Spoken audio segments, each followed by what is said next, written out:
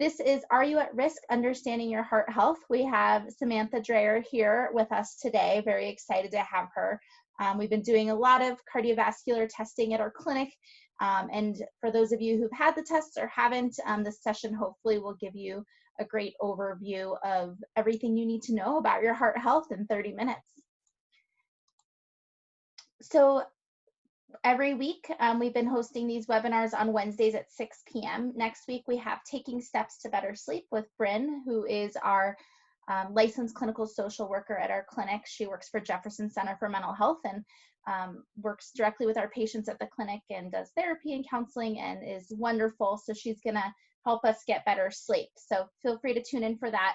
These webinars are open to the public, so feel free to share them with family and friends. And we do post them after the session on our website, usually about a week after the live session, we'll post a recording. So feel free to check it out later or send folks there if you want to direct them to this resource. After the session, I will be sending a survey. It helps us make sure we're meeting your needs, so we would love your feedback. Feel free to share. And lastly, we are open at our clinic for in-person visits and televisits.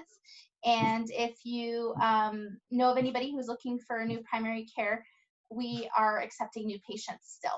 Our hours are 8 to 5, so feel free to send any reviews or referrals our way. We would love to see your family and friends. With that, I'm going to turn it over to Sam. Thank you so much for being here, Sam, and feel free to share your video, Sam, and I'll just make sure you're pinned for the recording. Let me go ahead and get that pinned. Awesome. So welcome, and thank you for being here. Really excited to dive in and learn about cardiovascular health. I will go ahead and turn it over to you, and you just let me know when you want me to click slides. Okay. Thank you. Hello, everyone. I am Samantha. For those of you who may not know me, I am one of the physician assistants here at the clinic. I've been here about 4.5 years, which is just crazy. A true testament of time flies. And during that time, I have been kind of a sidekick to Dr. Hammond and kind of learning more about how we can better help our patients understand what their cardiovascular risk might be and how we can better take care of that here at the clinic. So I put together a presentation. If you have any questions, please don't hesitate to stop me and ask me during. There will certainly be time for questions at the end. And if something comes up after this webinar and you have a question, please don't hesitate to reach out to me at the clinic, and I'd be happy to address that question for you. All right, so if you want to go to the next slide, Stacy. So just some things to kind of expect during this discussion, some objectives. We're just going to review some basic anatomy of the heart and vascular system and define really what cardiovascular disease is and what that word atherosclerosis actually means. Identify any risk factors for cardiovascular disease, and then review some of the testing that we do have here at the clinic. And then if there are any questions that arise, I'd be happy to answer those as well. So this right here is just a basic picture of heart anatomy. There are 4 main chambers in the heart.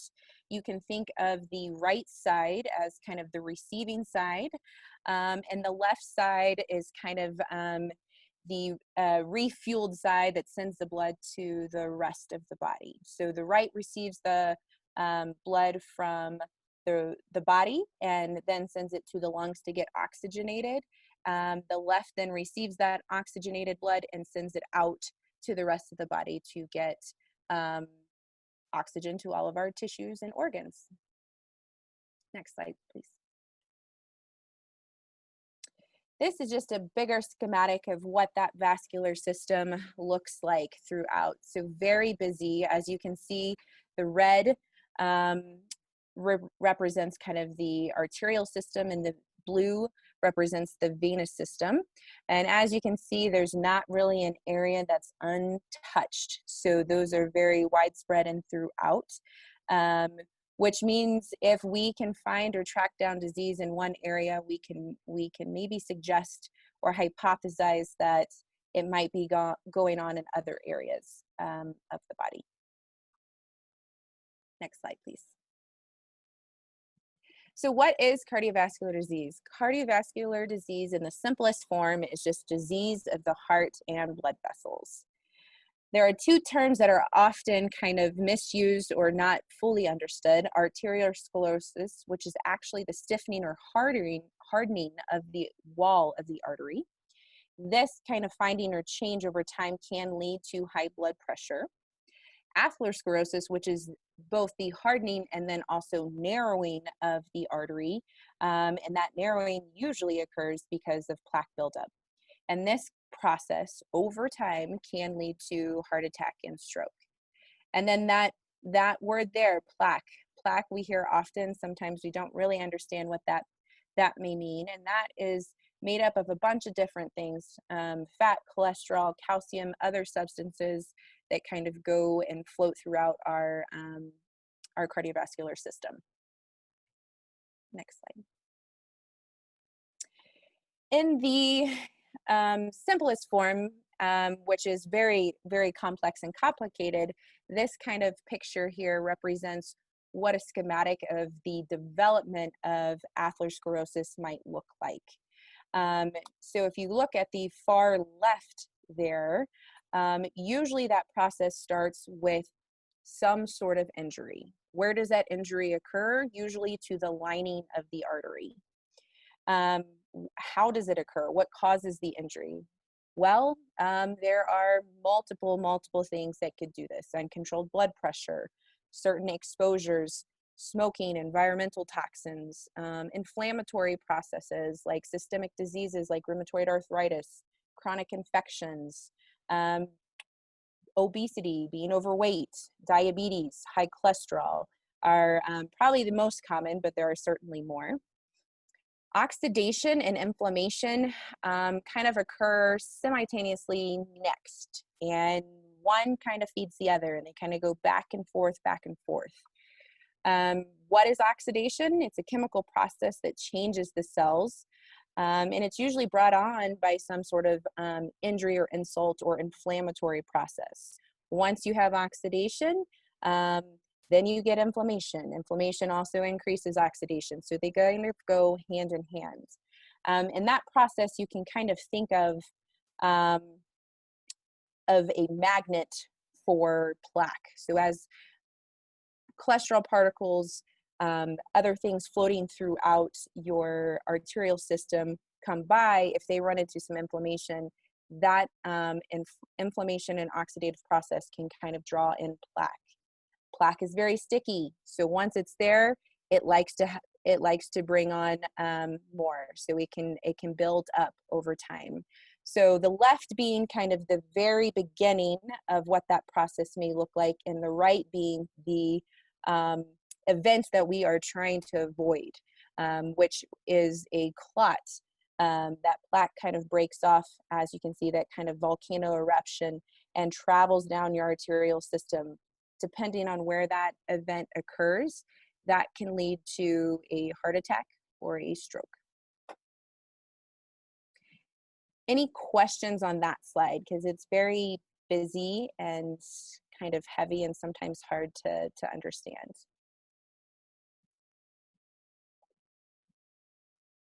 Okay, well, if there's no questions, we will move on, but if you do have any that come up, please let me know.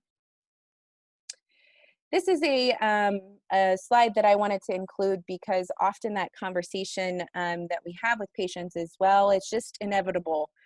My mom had a heart attack or stroke. It's in my family gene. It's just going to happen. And the reality is that, yes, there is some truth to that statement that, you know, there is a genetic component, but there are really a lot of other things that we have a little bit more control of that can really compound that risk there. So as you can see, smoking, pollution, pesticides, lack of exercise, poor sleep, stress, poor diet, all of these things can really increase that potential risk. The more we add to that bucket, the increased risk that we have. So this is a nice visual that I often share with patients to kind of explain that in a little bit more detail. So what can we do better to understand our risk for cardiovascular disease? And so that was a question I think that Dr. Hammond had for a long time. And fortunately, being the learner that he is, learned a lot, and that we can do a lot more for our patients. So we have put together some advanced cardiovascular testing here at the clinic. And that's what we do. I think it's important to know that approximately 50% of patients that have a heart attack or stroke have normal cholesterol. So the labs that we have historically been doing here in the office are clearly not the best way to really understand what a risk might look like for our patients for one of these events that we just so terribly want to avoid. And so with gathering more information, we feel like we have a better understanding of what that might look like for patients and how to move forward. Next slide. So what does this testing consist of? The testing consists of 3 different components. The first component is looking at an ultrasound of your neck, which is essentially looking at 2 things. It's looking for the presence of plaque, that sticky substance that we kind of talked about, and then also looking for any thickness of the lining of that artery or those arteries in your neck. The second is learning what your blood pressure is centrally, so closest and nearest to your heart. This is a technology thing. We never were able to really identify what this pressure is. The only way we would really know this pressure is if you were very sick and in the hospital and they would put in something that's called a central line. Because of technology, we now have the capability to learn what that blood pressure is. And we know that that blood pressure is the most specific and the most important because it is closest to your heart. And for a lot of people, there can be some discrepancies between that blood pressure and the blood pressure that we have been doing for hundreds of years, your brachial blood pressure, which we take every single time you come into the office. And then lastly, we bring in a Cleveland Heart Labs to the clinic, and they do more extensive testing, looking at inflammatory markers, looking at cholesterol particle numbers, deficiencies in vitamins and minerals, all which might put a person at risk for developing plaque or increase that process a little bit further. Next slide. So this is an analogy that I often like to talk about with patients to better explain what those tests might look like. So one of the tests in particular that we look at is your cholesterol particle number. And I always like to give the analogy of thinking about traffic. We all know what that experience is. And so imagine that you have 5 cars going one direction on the highway, each carrying 2 passengers. In the opposite direction, there are 10 cars carrying 1 passenger each. So you're moving the same number of passengers, but in one scenario, you have a lot more traffic. And learning what this number is can be very important and is independently a risk factor alone for understanding what your risk for cardiovascular disease might be. So we're able to figure out what that number is with bringing in Cleveland Heart Labs. That's one of the big numbers that we look at when we are gathering more of that information. Next slide. These are some of the other labs and that are included in some of that testing. So these are all, looks like gibberish, but what these numbers can represent kind of the inflammatory process that could be occurring within one's artery. This is the same kind of schematic that I talked about a little bit earlier. So we're able to kind of measure inflammatory processes that we see along this route. So if we see that some of these are elevated, we might be a little bit more proactive and kind of and more aggressive in how we treat someone. And make maybe further recommendations or closer follow-up and so forth. Next slide. This is kind of a representation of what that ultrasound looks like. So as I mentioned, we do that ultrasound to look for the presence of plaque, and then we also look at that lining of the arterial wall. What some may not understand, and what this picture doesn't necessarily represent very well, is that actually the plaque gets built up underneath that arterial lining a little bit. So in most cases, there's some sort of inflammation happening in that artery first that attracts that plaque. And then that plaque just builds up over time. And if you think of what a volcano might look like, that is really what we're trying to avoid and reduce going forward. And then lastly, this is just a cartoon that I found to represent kind of the central blood pressure.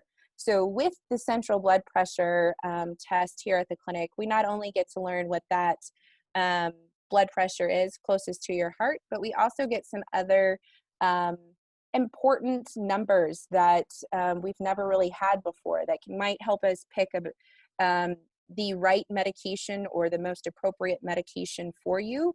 And it's also can suggest like pre-hypertensive states. So it's another piece of the puzzle.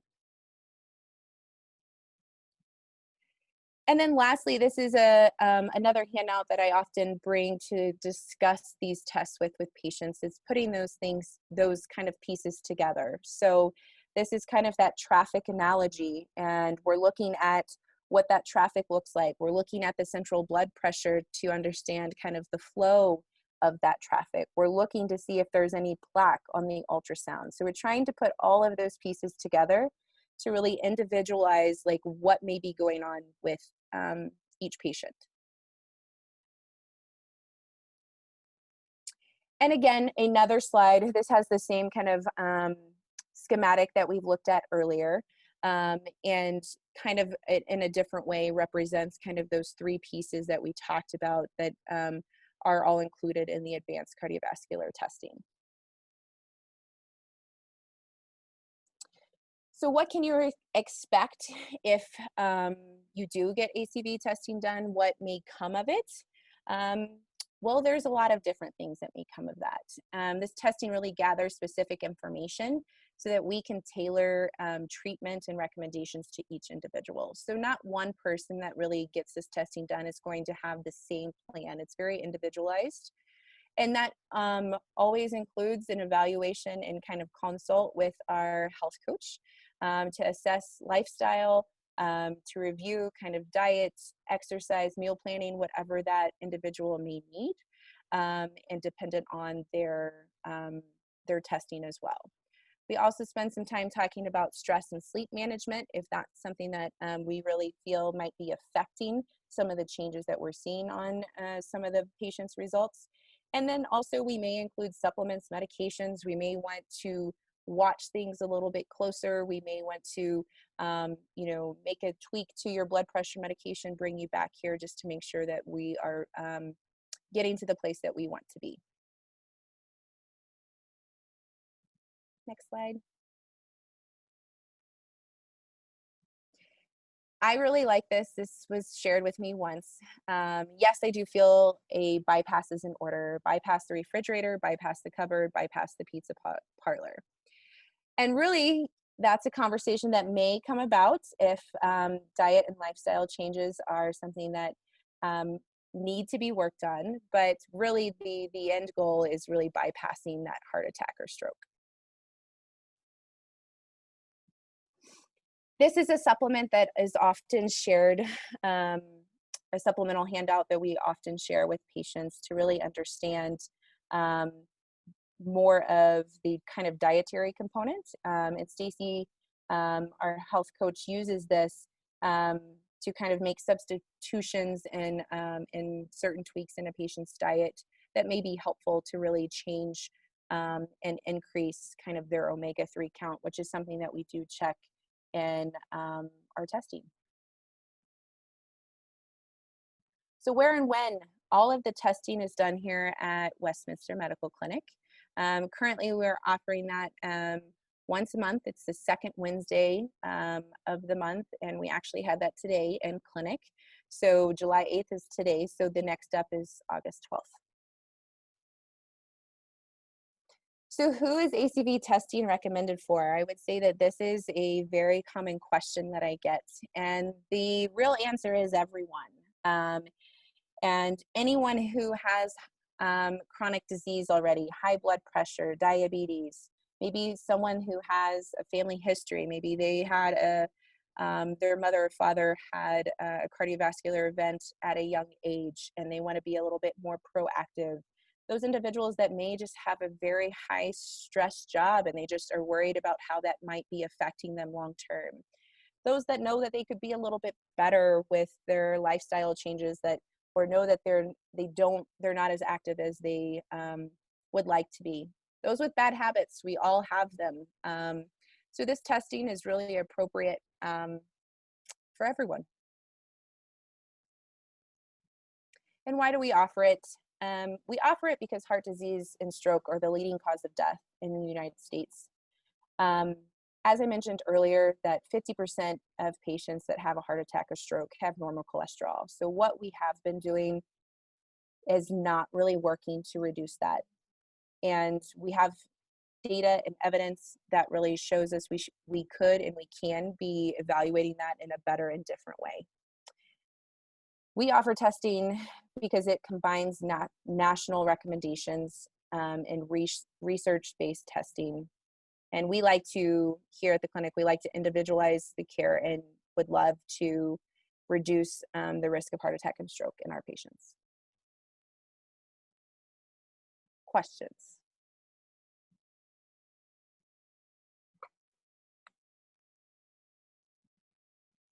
And Dr. Hammond, I know you're on here if you would like to add anything. Well, you did a great job, Sam. I think you covered it succinctly for a very complicated topic. I would agree with your last statement that this testing is for everybody because the testing that is offered is essentially obsolete and only is the tip of the iceberg of who's at risk.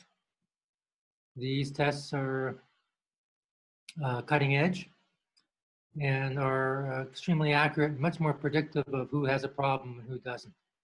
And it gives us so much more information to be able to help people make decisions about their treatment or lifestyle, and in some ways can even get off treatment if we are accurately testing them.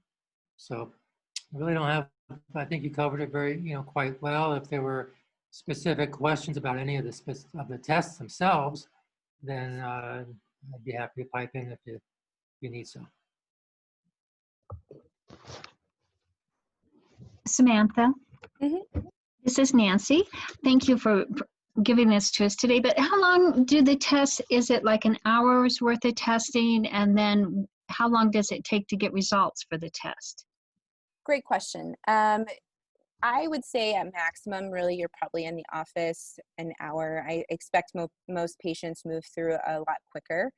But the ultrasound takes approximately 10 to 15 minutes.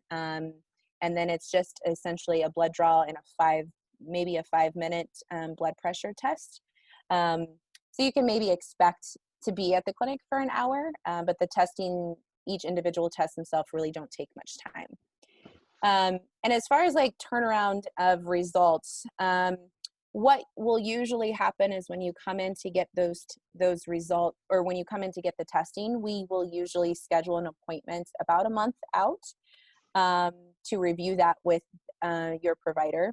And the reason for that is because depending on the volume and putting all of those pieces together and tracking it down, and then also the extensiveness of the testing, and for the provider to be prepared, we kind of like to have a little bit of time. But we usually get the labs back within probably 10 to 14 days. And that's probably pretty consistent with the ultrasound as well. The central blood pressure machine is a thing that we have here in the clinic. So we get those results right away. But it's really helpful to have all of those pieces together when you're reviewing it, so that you can completely kind of understand what's going on and then kind of put a treatment recommendation together. Thank you for the response on that. Now, would we need to fast if we decided to have this test? Yes, we do ask that you do come in fasting and also prepared to leave a urine sample. Okay. Thank you so much. You're very welcome. We have about another minute for another question. Anybody else?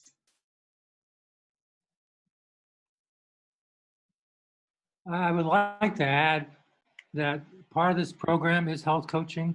I have found over the years that,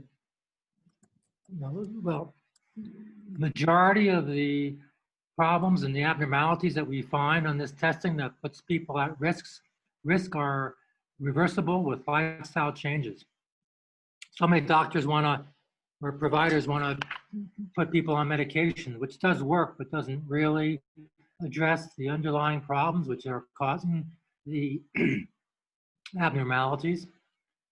So we encourage, at least on the first visit, to have a health coaching session, but for people who are really serious about getting healthy, then having health coaching after this to optimize their lifestyle is really essential.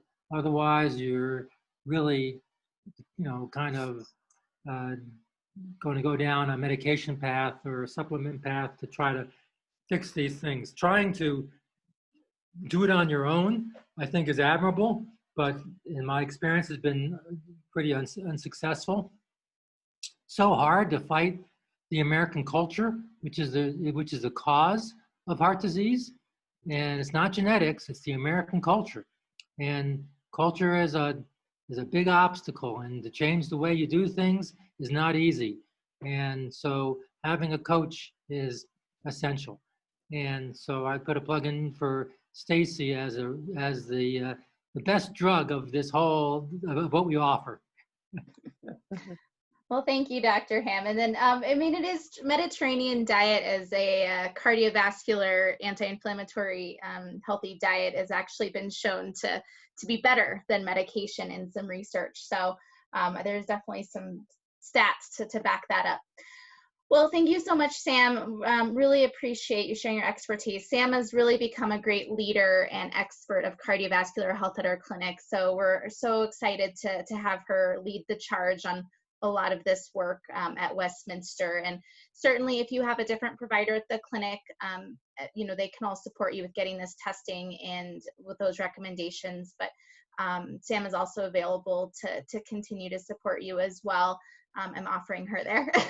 But if you do have any further questions, feel free to send me an email. You can just reply to the survey link that I'll be sending out, and I'll pass them on to Samantha and get you some answers. But I really appreciate everyone being on this today. And if you have family or friends and you think they would like to learn about their heart health, please refer them to our program. At the least, you can send them our webinar from today, and hopefully that will get them excited to learn a little bit more and really identify what their risk is and what their next steps are to improve their health overall. So thank you very much. Sam, any last comments before we close out? No, I don't think so. Thank you for your time, everyone. Thanks, everybody. Have a good rest of your Wednesday evening. And next week, hopefully we'll see you for learning a little bit more about sleep management. Take care. Bye-bye.